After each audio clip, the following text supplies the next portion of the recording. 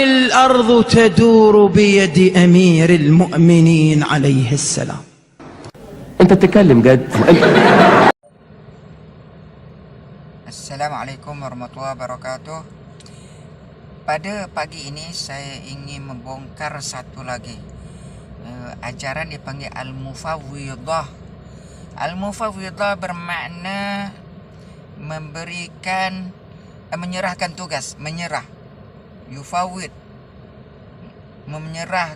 Yufawwid, menyerahkan tugas, yakni Allah SWT menyerahkan tugas kepada seseorang ataupun kepada sesiapalah untuk mengurus alam ini.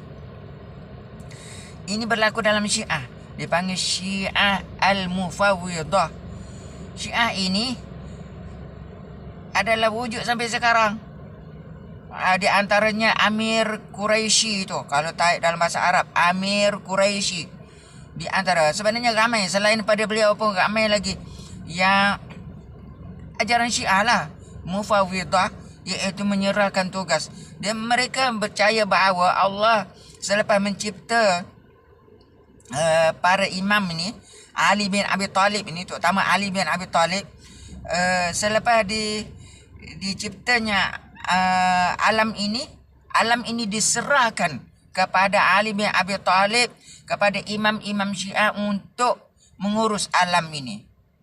Sebab itu golongan Syiah Al-Mufawwidah ni, mereka Amir Quraisy itu terutama sekali menyebut Ali Khaliq, Ali adalah pencipta alam ini, Ali Razik, Ali adalah pemberi rezeki kepada manusia, kepada alam ini. Okey, apa yang penting saya nak sebut adalah di kalangan Sunni, kononnya Sunni, Ahli Sunnah wal Jamaah, kononnya lah mereka juga ada kefahaman yang sama. Saya tidak tahu siapa ambil daripada siapa ini, pengaruh Syiah ini. Di mana ada wali kutub, wali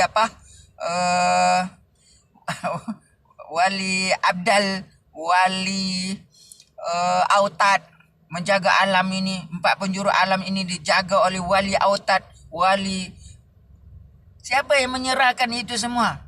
Itulah idea Syiah sebenarnya tu. Menyatakan bahawa Allah serahkan kepada mereka untuk mengurus alam. Mana ada itu? Zaman Nabi SAW tidak pernah diajar itu semua. Jadi saya nak bongkar pada hari ini. Ada di kalangan ahli sunnah ni yang sufi-sufi itulah yang mengatakan wali-wali itu adalah mengurus alam, malah mengurus rezeki, mengurus kejadian alam ini dan sebagainya. Ini adalah unsur-unsur kesesatan sebenarnya. Awas daripada terpengaruh dengan ajaran-ajaran yang bermasalah ni. Wassalamualaikum warahmatullahi wabarakatuh.